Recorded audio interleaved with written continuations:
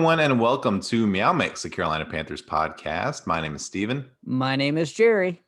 And everyone out there, thank you for all the subscriptions. We've got our channel's growing a lot. For all you new listeners out there, please like and subscribe. We definitely appreciate it. Today, we are going to go over the top 20 Carolina Panthers of all time. Well, we will do 20 through 10 this time, and then 20 through 11. 20 through 11, and then on a next episode, we'll do the top 10.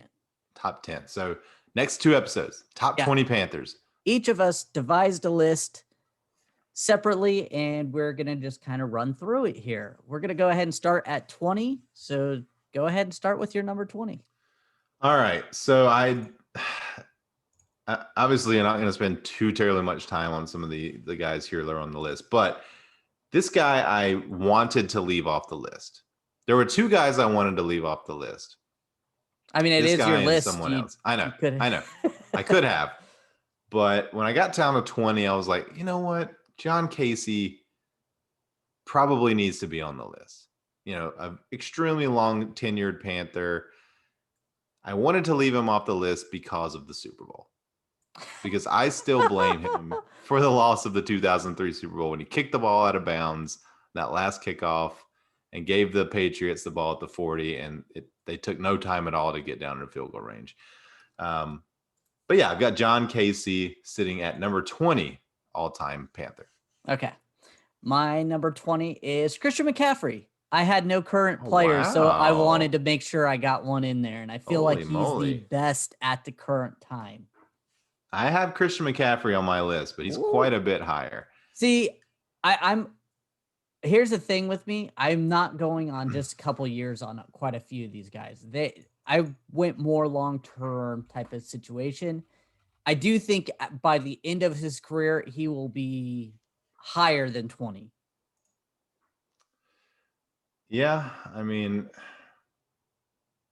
he's already fifth all-time in Panthers rushing yards. And he's probably close to that in receiving yards as well. He's sixth all-time in receiving yards. So, I mean, you know, like I said, I've got him on my list, but he's quite a bit higher. Number 19, who you got? I have Mike Rucker, defensive end. Mike Rucker did not make my list. I could see that. He was on the bottom tier. Yeah. I like Mike Rucker. I went with Chris Jenkins at number 19. Probably for a similar reason. You know, just when he was here, he was really good. I mean, Chris Jenkins was an all-pro for a couple years, I think. Yeah. So he was a dominant player.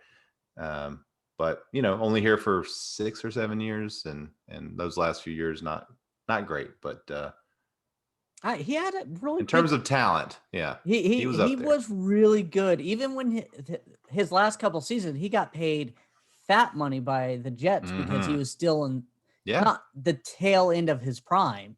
Yeah. Was Chris Jenkins on your list?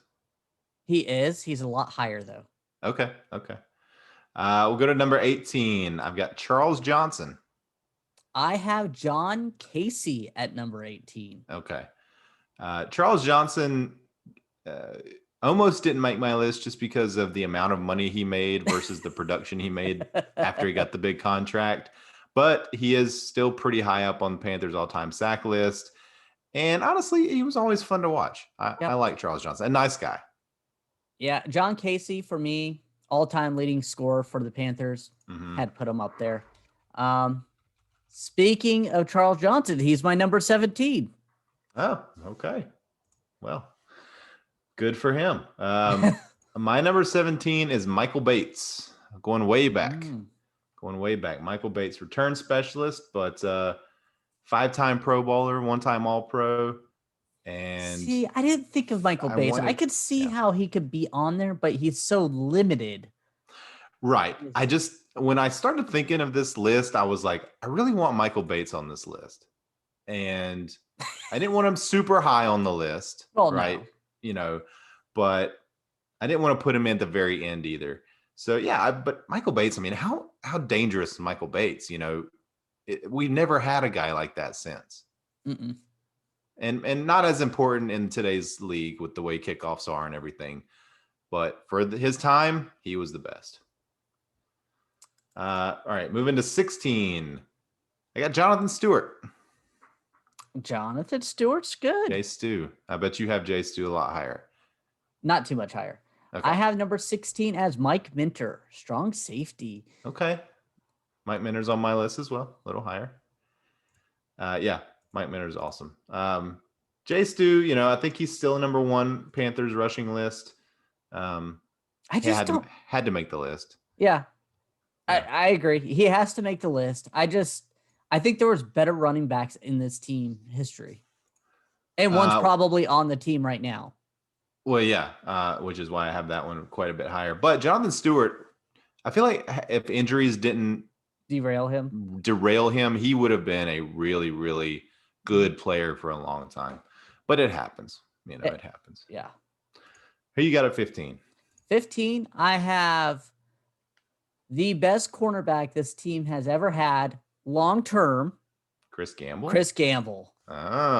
Chris Gamble did not make my list. See, I know Josh Norman had a better season at cornerback, but it was only for one season. I think Chris Gamble was the best cornerback this team has ever had.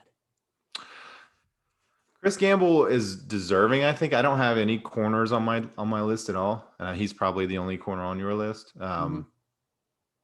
So yeah, I completely agree with that. At 15 on my list, I got Wesley Walls, tight end. 4-time Pro Bowl, actually 5-time Pro Bowl tight end for the Panthers. He was Greg Olsen before Greg Olsen was here. Now the receiving numbers at that time were not quite the same, but he had a season where he had 800 yards and 12 touchdowns. And for the time for tight end, that was right up there with the best. You're absolutely correct. And that's why I have him at number 14. See, I knew our list would be close. We haven't hit exact yet, but number 14 for me, I got Masin Muhammad. He is, I think, only the second. I got 2 wide receivers on my list. He's the second, but Masin, again, kind of one of those guys, very similar to Julius Peppers, who had a long career here, then left to go to Chicago, actually, and then was able to come back for a couple of seasons. Not quite the same player when he came back, but Masin Muhammad, he had a couple seasons where he was right up there with the best in the league. Yeah, him and Steve Smith were the best pair of receivers. That duo was deadly. I remember Steve Smith, I think, won the Triple Crown. And then he earned the Triple Crown, and then the next year he got injured for a majority of the season. And Masin Muhammad led the league in receiving yards that year. Yep. And I think Muhammad at one point had the longest catch in Super Bowl history. I don't know if he still does, but Muhammad was a beast. People sleep on Muhammad, but he was really good. Yeah. Moving down to 13. Jonathan Stewart, I have at number 13. We just talked about him a couple with you. Yep. Good running back, derailed by injuries. Yeah. And good player. At 13, I've got a guy that we've already talked about as well, Mike Minter, safety. Yeah. Little higher on my list. I think I may have done that because he's really the only kind of secondary player that I've got on the list, so I want to put him a little higher. Mike Minter was a beast. He was with the team for a long time, so I kind of put some longer tenured guys on my list, like Chris Gamble. How long was he with the team? Do you remember, or do you have it on your? I do not have it on. I just have the names. Chris Gamble, I think, played about 9 years here, 9 or 10 years. 2004 to 2012. So yeah, he was with the team a long time too. Yeah, I probably should have had him on my list. Probably should have knocked off John Casey. All right, who you got at number 12? Jake Dalloon. Hey, it's our first match. I was about to say, I bet this one is going to match. That's funny because I thought you would have him a little bit higher. No, I got Jake at 12. He was a little higher, but I moved somebody up the list. But yeah, Jake Dalloon at number 12, second best quarterback of all time for the Panthers. Yep. Took us to a Super Bowl. Guy that came at undrafted, and how could you not love Jake Dalloon as a person? So fiery on the sideline. Yeah. And just a genuinely nice guy. Love Jake Dalloon. Love Jake Dalloon. All right, number 11, Kevin Green. Kevin Green, the only guy in Panthers history who spent multiple seasons with the Panthers and is a Hall of Famer. He's only spent 3 seasons here. I do not have Kevin Green on my list because of the 3 seasons. Yeah. Well, I wanted to put the only Hall of Famer Panther on the in team history on the list. To be fair, I thought about it, and his 3 seasons were really good here, but the longevity was at other teams, so it didn't seem like he was a Panther, if that makes sense. He also gets a little bump because he passed away a few months back, and he was just kind of in my mind. But yeah, I mean, he was an All-Pro with the Panther, 2-time Pro Bowler with the Panther, so he was extremely good for the years that he was here. My number 11 may be a little shocking, but I went Greg Olsen. Okay, that's a little lower than most people would. Yeah. At least he's on your list, I guess. Yeah. I'm surprised. Okay, well, I'm interested to see who's a little higher on your list. So until next time, guys, stay safe out there and keep pounding.